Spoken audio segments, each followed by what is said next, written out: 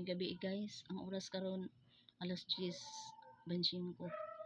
So kining ka content guys, ako yung di paningkamutan despite sa akong sitwasyon nga katulgon ako kay gusto lang niya akong ipaabot ninyo guys ang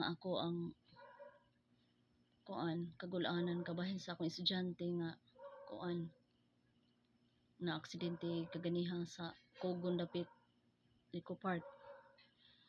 Gayon sumala sa balita nga grabe kuno siya og ato siya karon nahilandig sa nambalanan sa Zamboanga del Norte Medical Center. Then nahungihong mga gudto guys nga namatay kuno siya, pero narapoy follow up nga istorya nga naa kuno siya sa kuan ICU. Then mahinaot lang yun ko guys nga kuan siya, maulian siya. Maka-recover siya sa iyang sitwasyon kay dili lalim guys. Ako guys, isip advisor niya sa grade 8. Kinasing-kasing akong pagpangamuyo sa Ginoo nga unta mo ayo siya.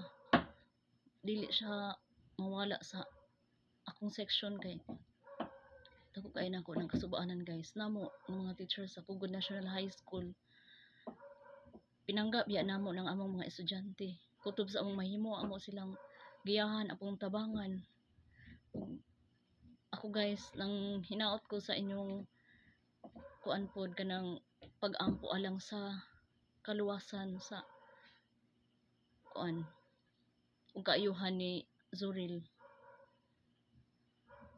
Hinaot lang ko guys nga maulian siya kay kuan dako kayo nga among kasubaanan sa tibok kuan eskwelahan. Kay buotan biya tud siya nga pagka-estudyante guys. Naka-remember jud ko niya nga ini pamalihog na ko niya sugo. Yes ma'am ay dito siya. Lumon to siya nga bata. Buotan. Dahil asset kay siya sa among kuan eskwelahan pod kay ana good follower.